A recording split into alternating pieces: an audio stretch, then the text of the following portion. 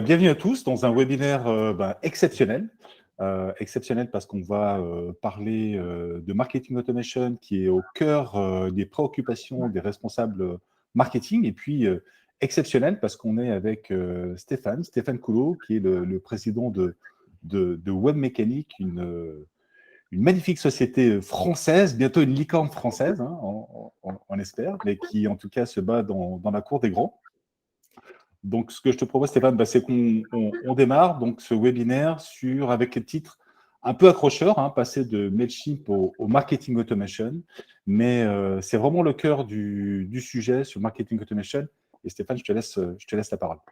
Merci déjà pour cette introduction dithyrambique, Nicolas. Oui, accrocheur, mais bien réel, c'est une question qu'on a très souvent. C'est évidemment comment passer de l'email automation au marketing automation, pourquoi le faire, comment le faire. C'est ce qu'on va aborder ici. Mailchimp est l'emblématique, j'aurais même pu dire, de comment passer de Mailchimp à HubSpot, mais comme on est concurrent d'HubSpot, on laisse un terme générique. Tu veux peut-être présenter un petit peu ton agence quand même? Ouais, tout à fait. Donc, INU, c'est une société que j'ai créée en 2016 à mon retour de l'étranger. Donc, moi, j'ai un background dans tout ce qui est la distribution informatique, plus de 20 ans dans la distribution informatique IT. Donc, j'ai passionné par marketing. Donc, j'ai voulu créer cette agence B2B, donc une agence B2B et une agence spécialisée sur les boîtes IT. Donc, si vous êtes dans l'IT, soyez attentifs à ce webinaire et puis n'hésitez pas à nous contacter. Donc, autour de différents services, aussi bien la partie inbound marketing que la partie outbound marketing. Et puis, donc c'est une agence à taille humaine, mais avec des beaux noms. Donc, on travaille avec des gens comme Lenovo, comme Devoteam, comme Toshiba. Voilà. Merci Nicolas. Pour Webmécanique, nous, on est un pur éditeur de logiciels. On fait 90% de notre chiffre d'affaires sur les abonnements à nos logiciels. Et on a démarré il y a un peu plus de 6 ans avec le marketing automation pour être une alternative française et européenne à des solutions leaders comme Marketo, comme HubSpot, etc. Et on a sorti, si vous avez suivi notre actualité en tout début d'année, un CRM à la demande de pas mal de PME, mais aussi de grands groupes, de filiales de grands groupes, pour avoir une solution all-in-one pré-intégrée, automation plus CRM pipeline, gestion des opportunités commerciales. Et puis, on a lancé tout début 2021 Webmécanique Academy, qui réunit toutes nos formations, des formations stratégiques sur l'inbound, sur comment traiter le RGPD, etc., mais aussi sur les fonctionnalités de nos logiciels. Des formations qui sont accessibles 24/7 à tous nos clients. Alors, avant de commencer un petit peu les règles du jeu, donc c'est un webinaire qui va durer 30 minutes, plus les questions, c'est quelque chose qui va durer à peu près 45 minutes. Donc, on va essayer de faire tenir ça dans ce temps, même si on a beaucoup de contenu à vous proposer. On sait que vous êtes occupés, donc on essaie d'aller le plus vite possible. Soyez attentifs parce qu'on n'envoie pas les supports de présentation à l'issue du webinaire. Il y aura en revanche un replay qui vous sera envoyé. Et puis restez bien jusqu'à la fin parce que on va vous présenter, Stéphane va vous présenter à la fin des scénarios de marketing automation. J'ai mis 3, mais je crois qu'en fait, il y en a 5, donc du bonus. C'est 5 qui se répondent bien. Voilà, exactement. Voilà, et le webinaire est enregistré. Alors, ça, on vous présente un petit QR code. C'est une application qui s'appelle Slidoo. Ce que je vous propose, c'est de scanner le QR code avec votre téléphone et vous allez arriver sur une application sur laquelle vous allez pouvoir poser des questions à Stéphane ou à moi, auxquelles on répondra à la fin du webinaire. L'intérêt de cette petite application, c'est qu'en fait, vous avez la possibilité de voter pour les questions de vos voisins. Ce qui fait que nous, à la fin, on connaîtra les questions qui sont le plus intéressantes pour tout le monde. Voilà, donc vous avez encore 10 secondes pour scanner ce QR code, application que vous pouvez utiliser pour vos webinaires, donc qui s'appelle Slidoo. Donc, je ne sais pas si à l'école, ils ont le droit de noter leurs petits camarades au travers d'une application comme ça, mais ça commence à devenir excitant l'école. Très bien. À ce sommaire, moi, ce que je vous propose, c'est qu'on puisse effectivement déjà comparer ce qu'est l'email automation au marketing automation. Également, comprendre l'intérêt du marketing automation au travers de la synchronisation avec le CRM. enfin comment on met à jour en fait ces bases de données et vraiment toute cette interaction qui caractérise le marketing automation, comment on le met en valeur. Et enfin, effectivement, les 5 scénarios de la machine invisible, c'est quasiment par ça qu'il faudrait commencer lorsqu'on met en place le marketing automation. C'est quelque chose qui permet déjà de développer son business très, très rapidement. Alors, email automation versus marketing automation. Ça, c'est une question que j'ai souvent, qu'on avait abordée dans le livre Marketing Automation sur la différence. Mais ce n'est pas une opposition. C'est simplement qu'il faut bien comprendre pourquoi l'un est un outil opérationnel, l'email automation. Donc, on parle de Mailchimp, Sendinblue, il y a pas mal de solutions qui sont d'excellentes solutions pour bien démarrer justement et comprendre comment en marketing opérationnel, une stratégie de contenu, comment sur des formulaires, à partir de formulaires ou de choses simples, on peut faire une petite séquence de 1, 2, 3, 4 emails. Mais ensuite, il faut récupérer cette base et puis la réinjecter sur autre chose.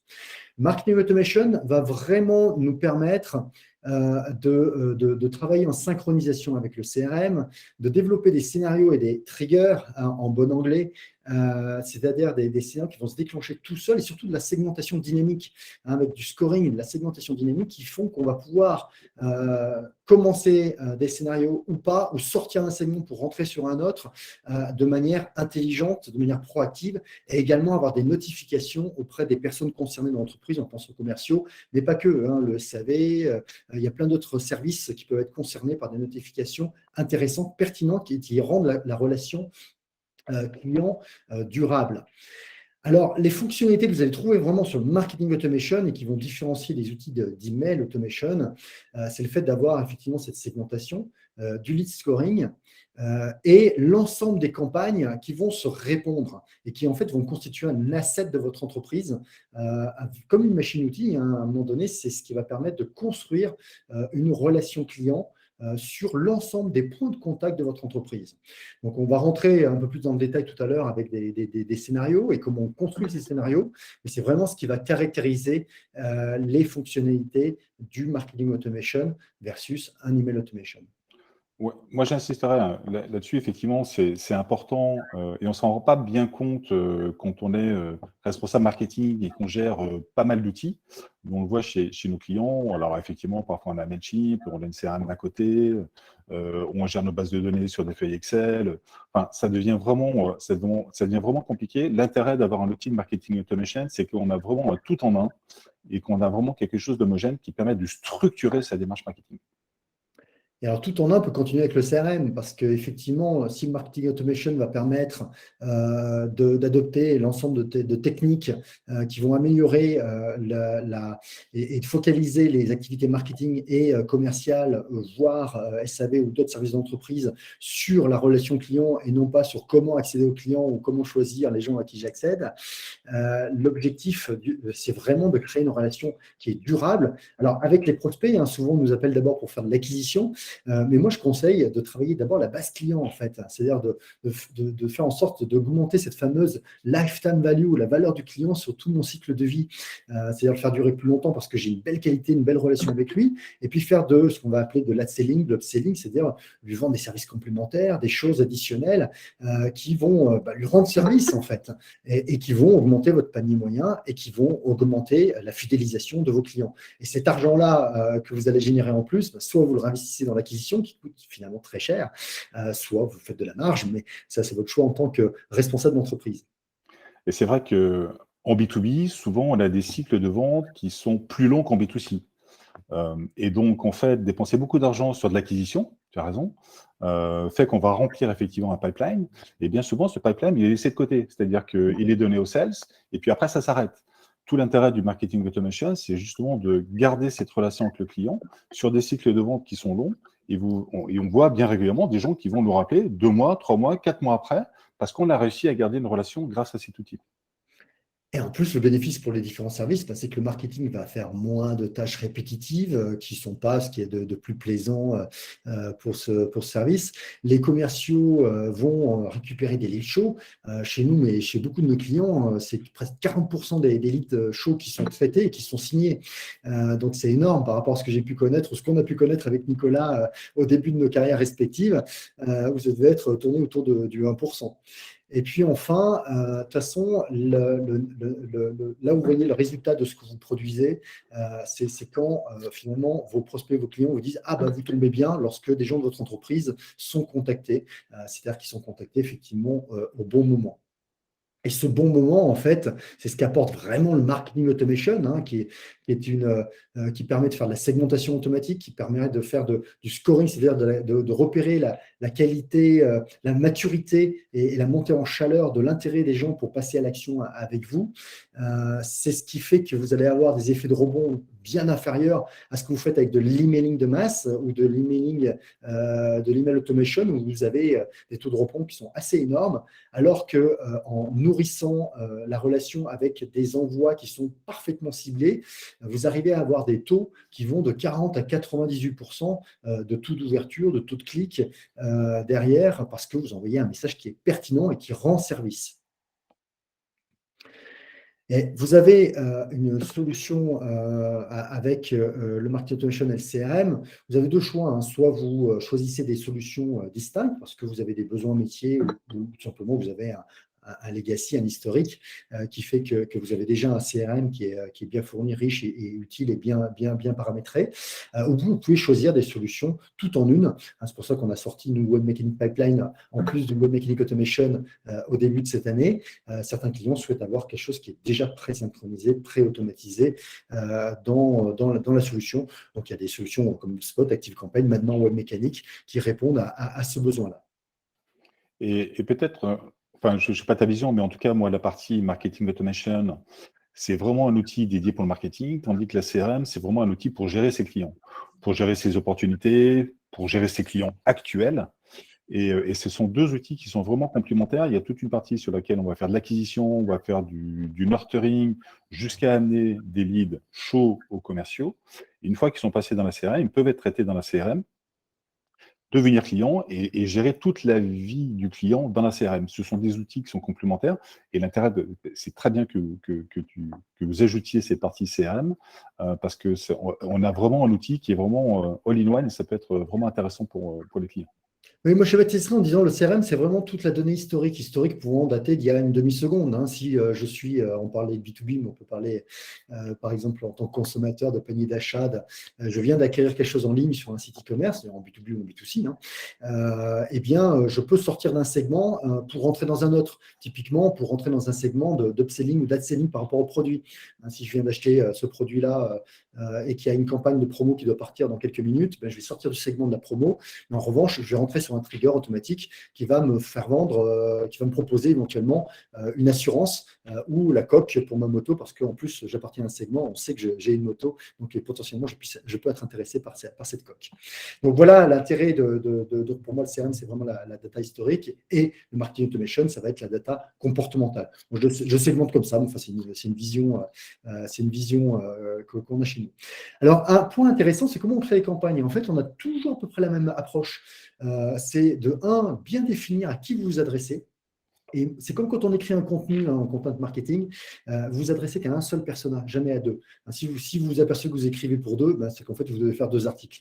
Et bien là, c'est pareil, c'est que vous devez faire deux campagnes. Peut-être deux campagnes qui vont être clonées, mais qui vont être clonées avec un contenu qui va être légèrement différent. Parce que deux personas, c'est forcément des gens qui sont en attente de quelque chose de différent. Peut-être que le résultat sera le même et que la façon de leur parler sera différente, ou le canal utilisé sera différent, ou voilà, il y aura des variantes. Donc, à chaque fois, je m'adresse un persona que j'ai ciblé, que j'ai segmenté. Oui, je te coupe, je donne un exemple, par exemple, sur la partie IT qu'on connaît bien. Tu peux avoir différents personnages, c'est-à-dire si tu vas t'adresser à des grands comptes, tu vas vraiment être sur des DSI ou des gens qui sont des responsables sécurité, donc des gens qui ont une fonction particulière. Si tu vas sur du big market, tu vas t'adresser à des petites équipes sur lesquelles là, on va avoir un DSI avec une équipe de 3-4 personnes, et là, on va s'adresser au DSI ou à l'IT manager. Et sur des boîtes qui sont plus petites, on va s'adresser au CEO. Et donc, les préoccupations ne sont pas du tout les mêmes et les attentes en termes de contenu sont vraiment pas du tout les mêmes. Exact. Et le deuxième point, c'est de déterminer votre objectif. Votre objectif, c'est pas forcément vendre, hein, ça peut être inscription en webinar, ça peut être, nous, par exemple, quand on pousse les gens vers une démo, avant, on a tendance, surtout des gens qu'on ne connaît pas, hein, des prospects, et on veut qualifier leur degré de maturité, donc on les pousse d'abord sur une sorte de squeeze questionnaire qui leur permet d'évaluer ce qu'ils ont déjà en termes d'inbound, voilà, s'ils ont décrit des contenus, est-ce qu'ils ont des ressources, voilà, pour valider que le marketing automation est bien quelque chose sur lequel ils sont prêts à pouvoir investir et sur lequel il y a une marge de progression intéressante. Et une fois qu'on a défini à qui je m'adresse et vers quoi je veux les faire aller, eh bien, je vais définir les différentes étapes par lesquelles je vais les faire passer. Et une fois que j'ai les étapes, eh bien, je vais créer les contenus, donc des contenus que je vais réutiliser, des contenus que j'ai déjà par ailleurs, ou des contenus que je vais créer spécifiquement pour l'événement. Donc, ce contenu, ça peut être des livres blancs, ça peut être un article de blog, ça peut être des emails spécifiques, des formulaires, des landing pages. Enfin, voilà, vous connaissez déjà un petit peu toute la palette de contenu disponible. J'ai oublié les vidéos. Les contenus, effectivement, c'est l'essence même du marketing automation, c'est l'essence même du marketing. Et bien souvent, on voit que la difficulté que rencontre le client, c'est d'arriver à définir le bon contenu pour la bonne étape. Sur les 3 étapes qui s'appellent l'awareness, la considération de la décision, et on fait le lien avec les personnages, c'est-à-dire que des gens sur les DSI qui vont être des gens qui sont très matures déjà, faire du contenu de awareness, c'est pas forcément intéressant. En revanche, faire du contenu de considération, leur montrer quelles sont les différentes possibilités sur le marché, faire des contenus de décision, ça, c'est des choses qui vont les intéresser. Donc, adapter le contenu à ces scénarios, c'est vraiment un enjeu de contenu vraiment important et qui permet d'être pertinent et d'arriver à démontrer son expertise et son autorité. Et ce qui n'est pas évident, c'est de tenir ce discours justement sur le multicanal, sur différents produits, sur différents supports, voire difficultés supplémentaires lorsque vous avez des réseaux de partenaires ou de distributeurs qui, par exemple, des franchisés, des choses comme ça. C'est pas si évident que ça de tenir un discours qui soit cohérent dans le temps. Et puis, un deuxième enjeu, c'est l'enjeu de personnalisation, c'est-à-dire d'intervenir vraiment au bon moment. Hein, donc, encore une fois, on est loin de juste la séquence d'emails à partir d'un formulaire. On est mélangé à des éléments de segmentation, de maturité, donc de scoring. Qu'est-ce qu'ont fait les gens avant? Mais le avant, ça peut être il y a 2 ans, hein, vous pouvez être en contact avec des gens depuis plusieurs années. Les gens se réveillent à un moment donné sur un nouveau sujet ou sur un sujet similaire. Est-ce que ça a de l'intérêt? Quand je vous disais que les commerciaux signaient 40% des lead shows qu'on leur présentait, dans les 60% qui restent, il y en a la moitié qui parle à la concurrence, c'est normal, c'est le jeu, mais il y en a une moitié qui n'est pas encore assez mature pour vraiment faire un choix et qui ne fait pas encore de choix. Et bien, ces gens-là, on va personnaliser cette relation pour qu'ils signent dans 6 mois, 18 mois. Et on re-signe des gens 15 à 20% des contacts initiaux qui n'ont pas signé à ce moment-là, on les re-signe 6 à 18 mois plus tard grâce à cette personnalisation. Et puis enfin, il y a des enjeux de disponibilité. Aujourd'hui, vous attendez à ce que vous puissiez aller télécharger une facture à 3 heures du matin si vous en avez besoin. Alors, une facture, un point de SAV, la formation Web Mécanique Academy à 2 heures du matin, je ne sais pas s'il y en a beaucoup qui le font, mais en tout cas, c'est disponible. Donc, cet enjeu de disponibilité est également extrêmement important sur tous les points de contact de vos clients. Et tout ça va renforcer la confiance. Donc, tous ces petits points que vous allez gagner au fur et à mesure et qui font que j'ai envie de continuer avec votre entreprise, avec vos services, avec vos produits, avec vos collaborateurs. Et on pourrait même rajouter un enjeu de pression marketing. Parce qu'aujourd'hui, ne pas avoir d'outils et avoir des campagnes marketing régulières sur l'ensemble de sa base, et ben ça, on donne effectivement une image négative de sa société. Et donc, la segmentation, la personnalisation permettent justement de limiter cette pression marketing et de donner une meilleure image de sa société. Alors, petit slide sur... Ouais, excusez-moi.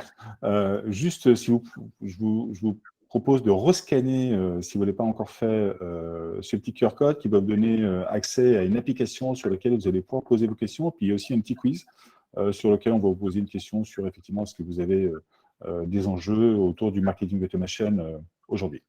Et moi, ça je te repasse la parole. Très bien. Alors, comment ça se déploie tout ça? Et en fait, ce qu'il faut bien retenir, c'est qu'en fait, le marketing automation va vraiment vous permettre de traiter tous les signaux faibles dont vous avez besoin pour justement apporter cette bonne information. Imaginez que vous soyez tombé en panne au bord de l'autoroute, ce serait merveilleux que votre assureur ne vous appelle pas à ce moment-là juste pour vous demander si vous avez bien un contrat d'assurance adapté pour vos 3 enfants, mais bien qu'il puisse lancer éventuellement les secours et qui vous appelle juste pour savoir si tout le monde est en sécurité de l'autre côté de la barrière. Voilà, donc ça serait un monde un peu idéal du marketing, mais c'est vraiment ça qu'on cherche à faire. Sur un outil de marketing automation, vous allez avoir à la fois le multicanal, tout ce qui va vous permettre de communiquer, c'est-à-dire de l'email, du SMS, les pop-in, le suivi social, mais également tous les composants, toutes les ressources, tous les documents que vous allez pouvoir mettre à disposition dans ces différents moments, que ce puisse être des PDF, des landing pages, des vidéos ou toute autre chose. Donc, on retrouve évidemment l'email, 98% du marketing automation, ça reste de l'email aujourd'hui, et la délivrabilité, quelque chose d'extrêmement importante. Et puis, sur la forme, évidemment, d'avoir un excellent email builder qui vous permet de tout personnaliser, pas uniquement le champ du prénom, mais également même les contenus à l'intérieur de vos emails, voire même mettre des vidéos à l'intérieur de votre email. Les pop-ins marchent très très bien. Alors, les pop-ins, c'est contrairement aux pop-up qui vont s'afficher, qui sont plus publicitaires et liés aux cookies tiers d'ailleurs, qui vont tendre à disparaître, qui ont fait la fortune de Criteo, mais plus pour longtemps. En revanche, les pop-ins, c'est ce qui vous appartient. C'est des contenus qui vont venir s'afficher sur vos contenus, donc sur vos sites de préférence, et qui peuvent être adaptés en fonction du segment auquel appartiennent les visiteurs.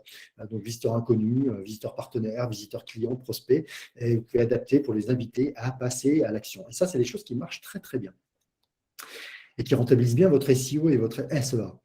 Vous allez avoir également la vidéo. La vidéo, il y a 2 choses intéressantes à dire sur la vidéo. C'est que vous pouvez mettre des formulaires à l'intérieur de vos vidéos pour aller capturer de l'information avec des formulaires dynamiques. Les formulaires dynamiques, ça aussi, c'est une caractéristique du marketing automation qui va vous permettre d'aller demander de l'information complémentaire que vous n'avez pas encore. Vous ne redemandez pas une deuxième fois le prénom, le nom, l'email, ça saoule tout le monde.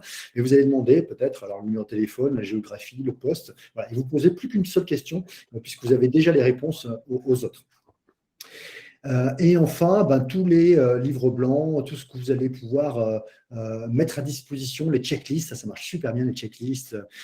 Si vous êtes dans un domaine, en général, d'aider les gens, je ne sais pas, nous par exemple, on met à disposition dans nos checklists sur comment fabriquer ces personas. Donc, vous avez tout le modèle, tout ce qui va bien, des différents modèles de présentation, ou bien tout simplement comment mettre en place un appel d'offres sur des outils de marketing automation. Donc, toutes les questions à se poser, elles sont déjà toutes listées. Vous n'avez plus qu'à choisir les vôtres, celles qui sont pertinentes pour votre entreprise. Ça, les checklists, posez-vous la question de quoi ont besoin vos clients, en fait, comment vous pouvez les aider avec des checklists utiles. Ça, c'est super pratique. Ça marche très bien. Et ces contenus, effectivement, qui peuvent être différents parce qu'on a des contenus qui sont faits pour l'awareness, considération, décision.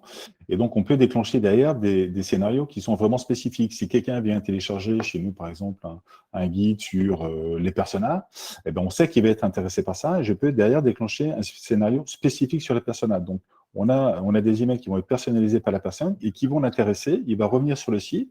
On va pouvoir augmenter son scoring et on va avoir des leads qui vont être de plus en plus chauds pour pouvoir les passer aux commerciaux à un certain moment. Donc, la stratégie de contenu est vraiment importante dans une stratégie de marketing automation. Alors, pensez bien au fait que c'est une plateforme marketing automation intègre tout, l'emailing, le SMS, les workflows, l'email builder. L'intérêt, et voire même le CRM, pour les solutions vraiment tout intégrées que j'ai citées tout à l'heure. Mais en fait, c'est aussi une question de performance. Évidemment, ça va vous simplifier vos abonnements, ça va vous simplifier votre stack marketing. Mais même en termes de performance, de pure performance logicielle, c'est bien meilleur. Pourquoi? Parce que le marketing automation, c'est beaucoup de workflow quand même, c'est-à-dire de if, then else, de segmentation, de segments qui vont bouger, il y a beaucoup d'actions. Et en fait, moins vous faites appel à des ressources extérieures, et plus les performances seront meilleures. Donc, pensez aussi à cet aspect-là qui peut avoir son importance pour apporter de la fluidité, de la performance de votre stack marketing. Les interactions entre le CRM, donc le marketing automation, donc vraiment la base historique et la base comportementale, eh bien, ça fait l'objet d'un audit d'ailleurs, hein, de comment on synchronise les différents champs.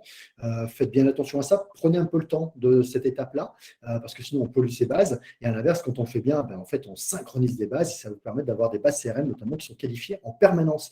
Quand je dis 100% de la base qualifiée en permanence, ça veut dire que même les 20 ou 30% qui ne sont peut-être pas qualifiés, ben, vous le savez. Donc ça veut dire que vous ne faites pas partir des choses dessus. Vous attendez que ce soit qualifié. Notamment l'opt-in et le double opt-in sont des outils très très intéressants pour qualifier des bases, notamment en B2B, où les adresses email changent très vite. En fait, tous les 18 mois, nous dit LinkedIn, les gens changent de poste, donc changent d'adresse email. Donc c'est à la fois un risque d'avoir des bases qui sont plus à jour, mais c'est aussi une opportunité parce que si vous savez le détecter en signal faible, et bien si vous savez par ailleurs que la personne appartient dans un segment ambassadeur, par exemple, c'est une nouvelle opportunité commerciale qui s'ouvre pour vous. Et puis, il y a toute la partie conformité aussi. C'est-à-dire que avoir toute sa base au même endroit et savoir qu'on est conforme à la partie RGPD, c'est quand même mieux que gérer X listes sur Mailchimp, avoir des listes sur des feuilles Excel sur lesquelles on va faire des campagnes push de temps en temps. Ça, c'est quelque chose qui est important, notamment sur des sociétés qui commencent à grossir. Quand on est deux, trois personnes, on arrive à gérer. Mais quand on connaît des boîtes sur lesquelles on commence à avoir 30, 40, 50 personnes, beaucoup de commerciaux, plusieurs personnes au marketing, ça commence à devenir vraiment compliqué. Exactement. Et pour illustrer ça, quelque chose qu'on vit régulièrement, par exemple, c'est de dire, voilà, de manière comportementale, sur le marketing automation, donc là on est sur une illustration de marketing automation, on va repérer que telle société et telle personne dans la société, mais on peut repérer aussi des gens dans la société qu'on ne connaît pas encore, dont on n'a pas le nom et le prénom, mais juste l'adresse IP, par exemple. Hein, il y a 25 à 30% des entreprises dont on repère les noms des serveurs. Sinon, c'est des FAI, donc là on les écarte. Mais voilà, vous pouvez vous apercevoir que BNP Paribas, tout d'un coup, se connecte. Il y a 10 personnes qui se connectent à votre site pour regarder tel type de contenu, ça veut dire qu'il y a une réunion, il y a un projet, il y a quelque chose d'intéressant qui est en train de se passer. Donc là, par exemple, on a Luc de Safehost SA qui s'intéresse tout d'un coup à la synchronisation entre Web Mechanic Automation et l'outil de webinaire Livestorm, qui est un partenaire depuis septembre dernier avec une belle synchro native. Eh bien, ça veut dire que derrière, dans mon CRM, je vais faire d'abord, si c'est un nouveau contact, je vais l'ajouter dans mes contacts de mon CRM. Bon, là, ce n'était pas le cas, mais imaginons que ça le soit. Deux, je vais peut-être créer une opportunité commerciale pour, imaginons que je vends de la synchro, que j'ai du service autour de cet audit de synchronisation. Eh bien, je vais créer une opportunité commerciale. Et puis, troisièmement, je vais créer une action qui va dire à mon commercial, d'abord, je vais déterminer que ce compte-là appartient à tel commercial. Donc, ça, c'est dans l'automation et dans le CRM. Et donc, je vais faire une notification qui va lui permettre le matin de dire, tiens, il faut que je l'appelle, que j'organise un déjeuner ou que j'organise une visio avec cette personne. Donc, ça, c'est quand même l'intérêt de la synchronisation et de l'automatisation de l'ensemble du process et de l'ensemble de la stack. Voilà, donc encore une fois, je vous demande si vous voulez bien scanner le QR code et poser vos questions. Ça va nous permettre de répondre dans quelques minutes.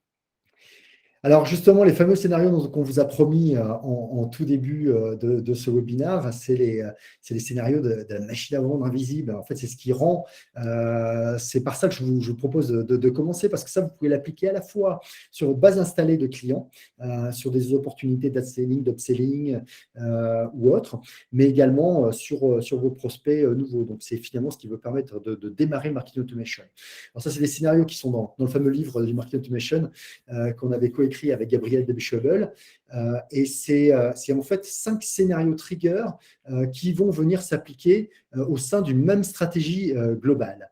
Donc, vous avez tout ce qui est endoctrinement. Ça, s'il n'y avait que ça, vous pourriez presque le faire justement en email automation. Mais heureusement, justement, c'est l'ensemble de cette stratégie qui nécessite d'avoir à la fois une synchronisation CRM pour savoir si c'est prospect, client, comment on réagit au premier scénario, les gens. Mais cette étape-là, ça va être souvent une étape où, en fait, théorie de l'engagement, j'engage peu et puis j'engage un petit peu plus à chaque fois. Mais je vais parler de choses méta, de choses un peu génériques sur l'intérêt de faire quelque chose et ensuite pourquoi le faire avec nous. Et ça va permettre d'engager les gens sur des contenus à faible engagement, mais qui permettent de cerner l'intérêt, la maturité de vos contacts sur un sujet. Encore une fois, ça peut s'appliquer à vos clients existants quand vous les engagez sur un nouveau sujet. Par exemple, nous, lorsqu'on a sorti Web Mechanic Academy de formation en ligne 24/7, eh bien, c'était intéressant d'avoir à nouveau une logique d'endoctrinement sur nos clients existants pour les faire basculer sur Web Mechanic Academy, même s'ils avaient déjà eu des formations, mais parfois il y a 1 an, 2 ans, 3 ans auparavant. Mais même au-delà de ça, on le voit, hein, quelle est la stratégie classique quand on va faire du contenu? C'est-à-dire qu'on va faire des articles de blog qui vont être trouvés sur une page Internet. Donc, les gens vont taper une recherche, ils vont arriver chez vous sur un seul article de blog, ils ne savent pas qui vous êtes, le contenu va les intéresser, peut-être qu'ils vont aller plus loin, qu'ils vont télécharger une checklist, un e-book, un livre blanc, ils vont recevoir votre contenu, mais ils ne sauront toujours pas qui vous êtes. Et nous, ce qu'on aime bien faire, c'est un scénario. Alors, le scénario d'endoctrinement, c'est un terme un peu particulier, mais moi, j'appellerais ça plutôt un scénario de branding sur lequel, sur 1 ou 2 emails, vous allez pouvoir présenter votre société et les enjeux auxquels vous répondez. Deuxième niveau, mais encore une fois, ça fait partie de la même stratégie, c'est l'engagement. C'est-à-dire que si vous avez déterminé à un moment donné un niveau d'intérêt et de maturité sur le sujet suffisant, eh bien, vous allez commencer à engager les gens pour qu'ils viennent à vous, pour préparer le terrain justement du commercial. C'est ce qui fait qu'il y a des taux de transformation si élevés, c'est que quand on est à la fin de cette étape-là, on est sûr d'avoir des contacts qui ont un intérêt fort pour avoir un rendez-vous, pour avoir une démo, pour avoir une étape déjà beaucoup plus impliquante, engageante, qui prend un petit peu plus de temps. Et là, de cette étape-là, encore une fois, c'est une étape sur laquelle on doit avoir à peu près un quart de taux de transformation, ce qui est beaucoup, hein, ce qui est assez énorme sur des prises de rendez-vous d'une manière ou d'une autre. Là, c'est super important d'avoir une synchronisation CRM parce qu'il faut savoir d'abord l'alimenter et ensuite savoir s'il y a déjà un historique ou pas entre l'entreprise et ce contact. Troisième point, niveau scénario, pardon, ou trigger de la machine invisible, c'est justement de pouvoir augmenter le panier moyen lorsque l'on a fait une première vente ou lorsqu'on travaille sur sa base client. Comment on fait de l'upsell, du cross-sell, de l'upselling. C'est-à-dire comment on arrive à avoir une proposition qui est contextualisée et en rapport avec ce qu'on connaît de l'historique de la personne, ou de l'entreprise, enfin, et où, par rapport à ce qu'on a sur le CRM. Donc, encore une fois, on va parler de panier d'achat, même si on est en B2B, hein, on a un historique d'acquisition. Nous, dans le logiciel, on sait que la personne a des abonnements à tel ou tel logiciel, depuis combien de temps, est-ce que la base installée a augmenté, est-ce qu'il y a des services complémentaires qui ont été souscrits ou pas, et c'est ce qui va nous permettre derrière, et éventuellement, de proposer effectivement l'abonnement à Web Mechanic Academy, par exemple, en plus de Web Mechanic Automation, et puis demain, éventuellement, Pipeline, si on a certaines autres infos, par exemple, notamment quels sont les CRM qui sont utilisés au sein de l'entreprise actuellement. Et ça va permettre vraiment d'augmenter la lifetime value, donc la valeur du client dans le temps où il est client avec vous, et d'augmenter le chiffre d'affaires sur la base existante. Donc ça, c'est quand même super important parce que c'est comment je valorise. Et c'est quelque chose, on a 7 fois plus de chances de convertir un client existant que de convertir un client, un prospect que je ne connais pas encore. Donc c'est, à mon avis, un point hyper important dans l'investissement, avec des contenus parfaitement adaptés, bien sûr. Les étapes de segmentation sont des étapes également de la machine invisible, c'est-à-dire que c'est comment je qualifie et je requalifie l'intérêt de mes contacts sur des sujets, sur des thématiques. Et donc là, il faut effectivement que j'ai des contenus qui sont des contenus explicatifs, des contenus, par exemple, le livre blanc. Je ne sais pas si je suis un industriel dans le décolletage, il y en a pas mal dans nos régions autour d'Annecy, mais pas que. Eh bien, ça peut être très intéressant de comment choisir son décolleteur ou comment bien travailler avec son décolleteur, ou les 20 questions qu'il faut poser, c'est peut-être beaucoup 20, mais à votre décolleteur avant de le choisir ou avant d'en changer. Donc ça, c'est des questions en fait que vous savez que vos contacts se posent. Ce sont des contenus qui sont engageants et qui vont vous permettre de déterminer justement un niveau d'intérêt, de maturité de vos clients sur tel ou tel sujet. Nous, par exemple, sur les contenus typiquement sur les checklists dont je parlais tout à l'heure, des checklists sur les personas ou ou tout simplement sur comment mener son appel d'offres sur une solution de marketing automation. Demain, on fait la même chose sur le CRM. On peut la pousser à nos clients existants sur marketing automation. Ça nous montrera ceux qui ont un intérêt ou qui se posent la question de changer éventuellement de CRM et sur lesquels on aura intérêt derrière à passer sur le trigger précédent qui est l'engagement pour un rendez-vous. Alors ça, c'est toute la segmentation, on va dire, commerciale pour vendre. Mais nous, on fait aussi pas mal de segmentation sur les clients, par exemple, qui ne sont pas venus vous voir depuis 3 mois ou 6 mois. Donc, c'est des gens que vous pouvez relancer, tout ce qui va être les email bounce, etc., sur lesquels vous allez pouvoir nettoyer votre base de données. Donc, il y a pas mal de scénarios d'hygiène aussi, et puis des scénarios administratifs qu'on peut mettre en place en back-office, dont on ne parle pas là, mais qui sont aussi importants pour la vie courante du responsable marketing. Ah oui, et tout ça va permettre de qualifier la base de données CRM. Encore une fois, le marketing automation va vous permettre par le comportement de qualifier la base de données CRM. Et encore une fois, l'opt-in et le double opt-in qui ne sont pas obligatoires en B2B d'après le RGPD, uniquement pour le B2C. Et moi, je vous conseille de le faire pour la raison que je vous ai donnée tout à l'heure, c'est que comme les gens ont changé de poste à peu près tous les 18 mois en moyenne avec quelques écarts types, eh bien, c'est l'occasion, tous les 18 mois par exemple, quand les gens ont une interaction avec vos contenus, de leur reproposer un opt-in, c'est-à-dire un consentement à recevoir vos contenus, éventuellement requalifier quel intérêt, quelle fréquence, donc ça s'appelle le centre de préférence, mais aussi le double opt-in, c'est-à-dire vérifier l'adresse email, et encore une fois, qui va pouvoir déclencher éventuellement des triggers si les gens ont changé d'entreprise. Et sur la segmentation, juste pour terminer, il y a aussi la possibilité de faire de l'enrichissement de bases de données. Il y a des pays qui sont ouvertes chez Webmecanic. Il y a une question justement là-dessus. Ça permet d'enrichir sa base de données avec des données sirènes, des données de gens qui gèrent des bases de données. Compass, j'en sais rien, enfin, il y en a pas mal.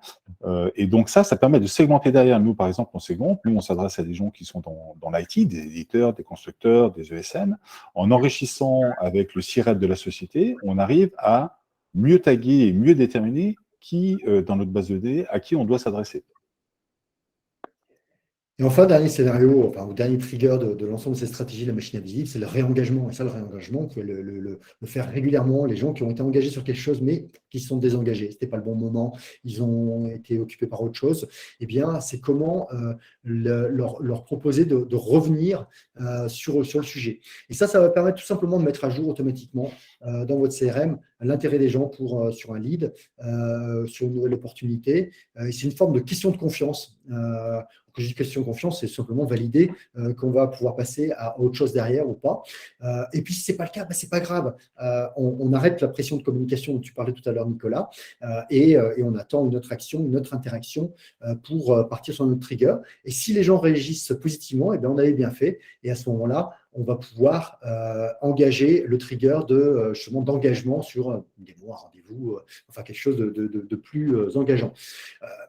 La question de réengagement, la question de confiance, en fait, on a très très peu d'opt-out là-dessus. Donc, il ne faut pas hésiter à le faire à tous les moments, à tous les moments clés de vos cycles de vie avec vos clients.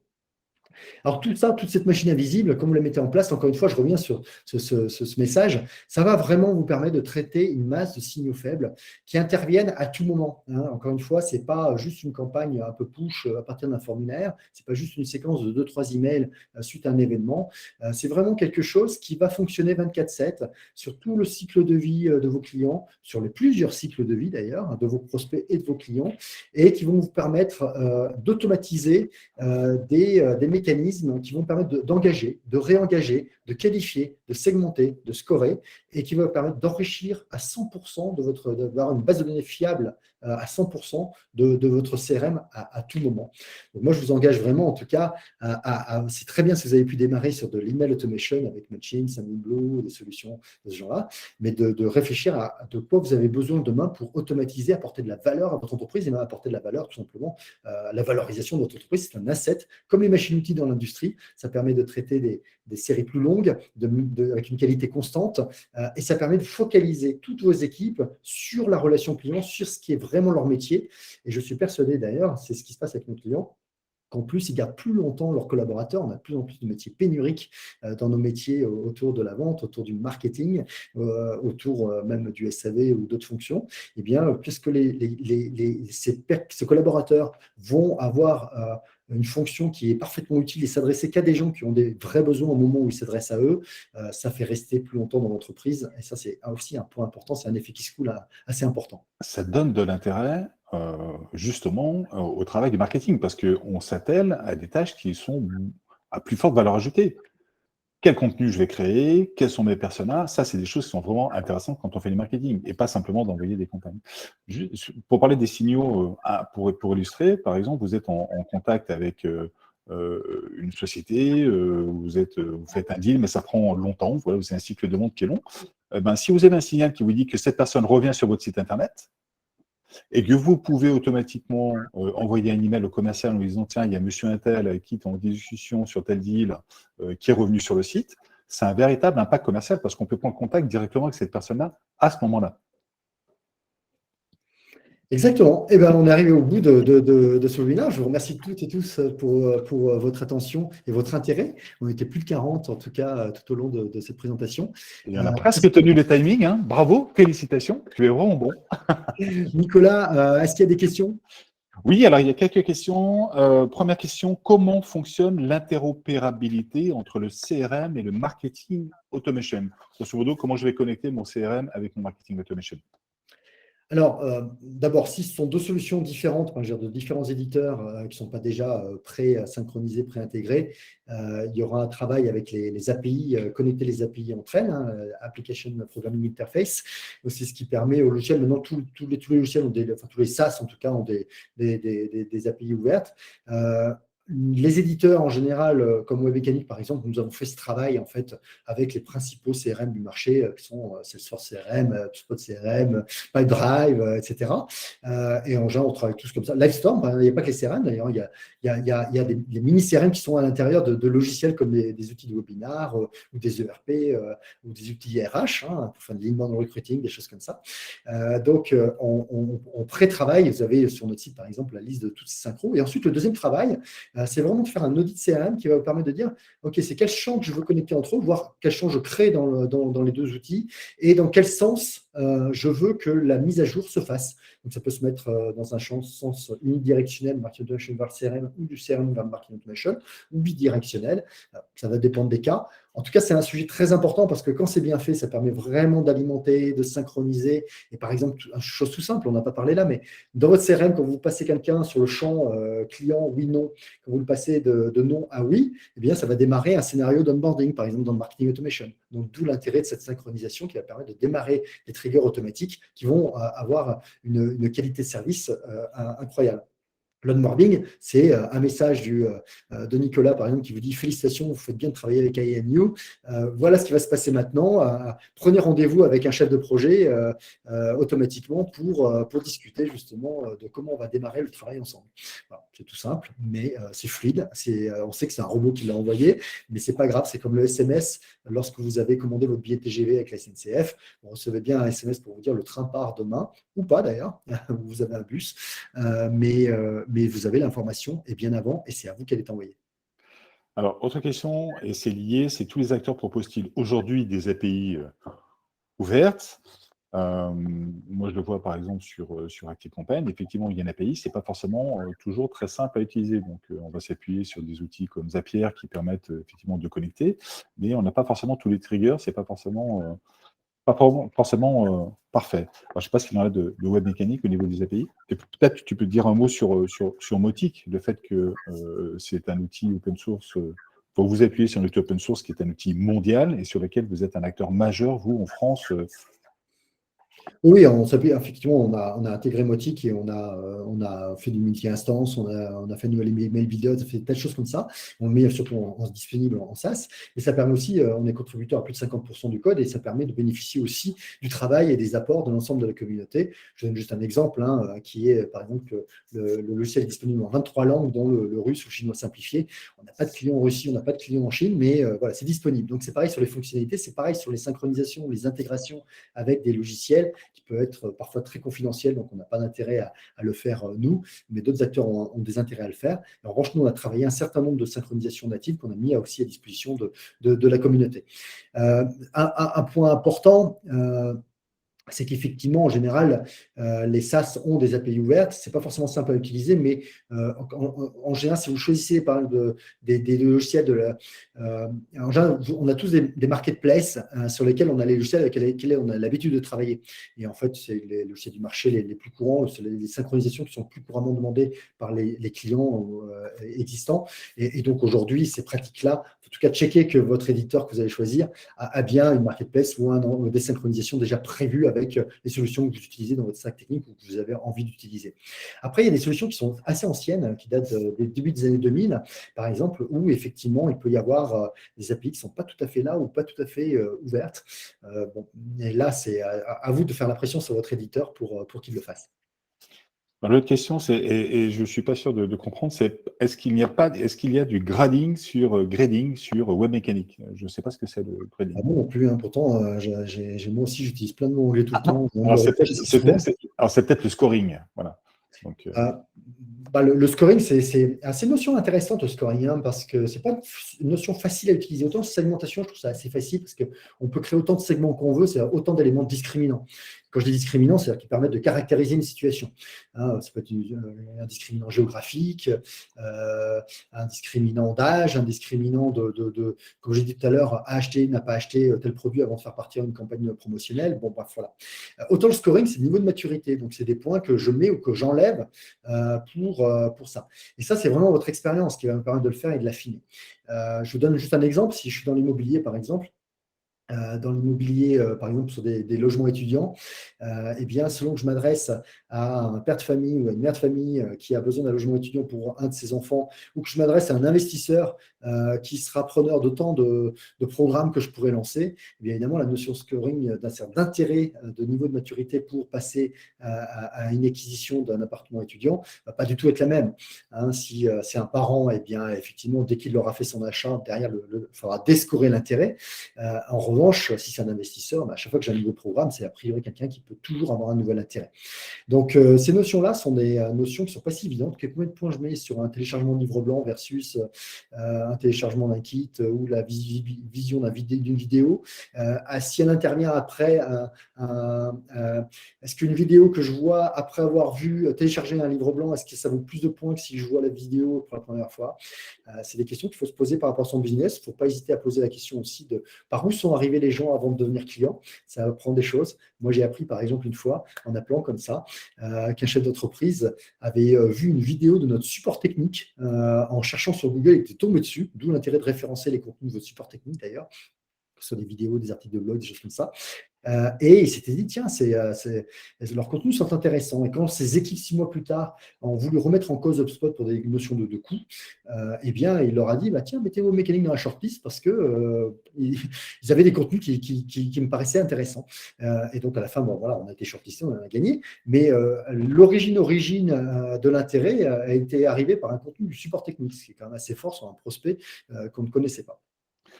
alors, peut-être une dernière question, et en fait, elle me vient sur un point dont on n'a pas parlé, qui est le reporting, qui est un point qui est très important quand on utilise un outil de marketing automation, donc où tu fais du marketing de manière générale. Avoir un outil de reporting qui soit à la hauteur, c'est pas forcément évident. Moi, je le vois sur ActiveCampaign aujourd'hui, la partie reporting, elle est très, très, très faiblarde. Hein. C'est très, très compliqué d'avoir un reporting qui soit propre. Ou alors, il faut payer. Et c'est un petit peu comme sur HubSpot, c'est-à-dire si on veut avoir accès à du reporting qui soit vraiment intéressant, il faut commencer à payer. Et HubSpot est un outil qui, pour moi, est un outil très, très cher.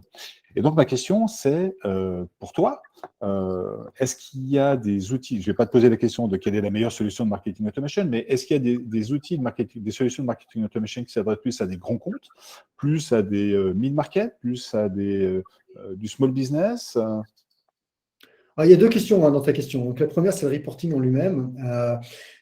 Je pense que chaque outil aura un reporting qui sera intéressant à son niveau. Mais ce qui peut vous intéresser, c'est quand même plus une CDP, c'est-à-dire la capacité à aller chercher, à agréger de la data qui provient de différents horizons. Parce que votre outil de marketing automation ne va pas agréger de l'information sur Analytics ou sur… voilà, il y a peut-être d'autres sources sur lesquelles, qui n'ont rien à voir avec le logiciel en lui-même, sur lesquelles il faudra peut-être que vous ayez un outil de CDP pour agréger cette data. Donc, ça dépend de votre niveau d'exigence. Nous, sur Web Mécanique, on a des widgets que vous pouvez adapter à tout celui que vous souhaitez. Les outils CRM ont leurs propres outils de suivi. Comment vous les agrégez tout ça? C'est une vraie question. C'est une question, j'ai une entreprise d'intégration qui peut se poser à vous. Donc, avoir le niveau d'exigence que vous avez, quel niveau de reporting vous voulez avoir sur vos campagnes ou sur l'ensemble de vos outils, c'est une vraie question. Ensuite, la deuxième question du choix de l'outil. Alors, si on regarde juste un benchmark sur les fonctionnalités, vous allez retrouver à peu près, tout le monde fait à peu près ça, hein, je veux dire, de la scénarisation, du scoring, de la segmentation, des landing pages, un email builder. Après, vous pouvez avoir vos propres envies ou des UX qui sont plus faciles à manipuler. Voilà, ça, c'est des choix personnels. Moi, je crois plutôt, mais c'est vrai dans le logiciel de manière générale, il y a des moments où, parce qu'on appartient à un grand groupe, par exemple, si vous appartenez à Nestlé et que vous avez besoin d'un acteur multinational qui peut lever des équipes de 50 consultants à tout moment dans n'importe quelle zone du monde, c'est sûr qu'il faut vous adresser à une multinationale qui correspond à ce schéma-là. Donc des Oracle, des Salesforce, des Adobe, etc. Après, vous pouvez être une BU d'un grand groupe et avoir besoin d'une proximité avec des équipes autour du logiciel. Vous pouvez avoir besoin de support en français. Vous pouvez avoir besoin, tout ça qu'on a sorti Web Mechanic Academy, vous pouvez avoir besoin de contenu. Ça, c'est HubSpot le fait très bien, nous on fait aussi. Voilà, donc il y a différentes typologies de besoins. Je vais dire qu'il y a toute la gamme des solutions sur le marché et chacun y trouve sa place. Donc définissez bien ce que sont vos besoins à vous. Et ensuite, faites des démos, faites des tests, et puis validez que ce sont les outils qui sont pour vous avec une prise en main facile pour vous et vos équipes. Et les sujets d'intégration, bien sûr. On arrive à la fin. Merci Stéphane. Alors, l'enjeu, c'est peut-être de convaincre de passer à Web Mécanique. On est Nicolas. actuellement sur Active Campaign. Écoute, tu m'as donné accès à la plateforme et franchement, pour avoir utilisé HubSpot, que je trouvais vraiment très bien, mais vraiment trop cher, en tout cas pour nous, je trouve que je retrouve à peu près toutes les fonctionnalités et je retrouve surtout une ergonomie qui est facile d'utilisation. Ce que je ne retrouve pas sur Active Campaign aujourd'hui. Et donc, la réponse est plutôt oui. Voilà. Moi, je trouve que Web Mécanique aujourd'hui est vraiment un outil qui s'adapte et je le vois en fonction de la typologie de mes clients. C'est des outils qui peuvent effectivement aller, moi, sur des boîtes jusqu'à, mid-market, des boîtes jusqu'à 1000 personnes ou sur lesquelles il y a des équipes marketing qui sont restreintes. C'est un outil qui est parfait. Et effectivement, sur du grand compte, c'est un outil qui permet d'avoir de l'agilité. Parce que quand on a un Marketo ou un Eloqua dans un grand groupe sur lequel il y a des droits, sur lequel on ne peut rien faire dès qu'on veut bouger une virgule, c'est hyper compliqué. Ça permet de faire des side projects et de lancer des activités, des BU, des choses comme ça beaucoup plus facilement. Donc oui, je dirais oui, c'est très très bon outil. J'en parlerai sur LinkedIn. Alors, merci beaucoup pour ta confiance, Nicolas, et puis à très vite alors. Ça marche. Eh bien, écoutez, merci à tous. Vous avez donc les coordonnées de Web Mécanique. Vous retrouverez sur LinkedIn, je pense, Stéphane, très facilement si vous voulez le contacter. Pareil, vous avez nos coordonnées. Je précise aussi que nous, on lance une activité de coaching marketing qui permet justement pour des sociétés peut-être un peu plus petites qui ont besoin d'avoir un accompagnement, mais pas forcément de prendre une agence. De se faire accompagner avec des calls hebdomadaires et sur lesquels on va vous transmettre la connaissance, les bonnes pratiques et sur lesquels c'est vous qui allez produire. Voilà. Merci à tous. Merci Stéphane. Merci Nicolas. Ce webinaire exceptionnel qui a été exceptionnel. Je te remercie. C'était vraiment top. Et puis on vous dit à une prochaine fois alors. À très bientôt. Au revoir. Au revoir.